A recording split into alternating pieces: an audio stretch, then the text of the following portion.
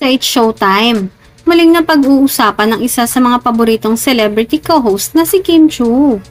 Maaalalang sa segment na Especially For You, ginanap ni Meme Vice Ganda ang isang nakaka-curious na laro, ang mag-last text reveal ng mga co-host. Ito ay upang malaman ng mga manonood kung sino ang huling kinatext ng mga host ng It's Showtime. Agad na sumangayon sina Vong at Jong sa hamon ni Vice. Ngunit nagdesisyon si Kim Chiu na tanggihan ng laro at hindi ipalam kung sino ang kanyang huling kinausap. Dahil dito, nagkaroon ng pagtukso si Vice Ganda kay Kim. Ano pa't sinasabi niyang may tinatago ito? Nagdulot ito ng pagtataka sa mga manonood kung bakit ayaw ni Kim na ibahagi kung sino ang huling nag-text sa kanya. May mga espekulasyon pa na baka si Paolo Avellino ang huling kausap ni Kim.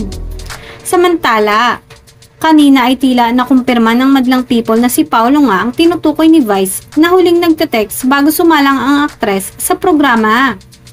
Sa pangaasar ni Vice Ganda, tila nadulas ito na may nagte-text nga sa aktres kung kumain na ito.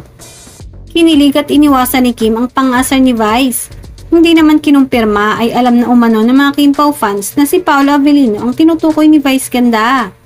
Say nga nila, nanatili si Kim sa kanyang desisyon na panatilihin ang privacy ng kanyang personal na buhay.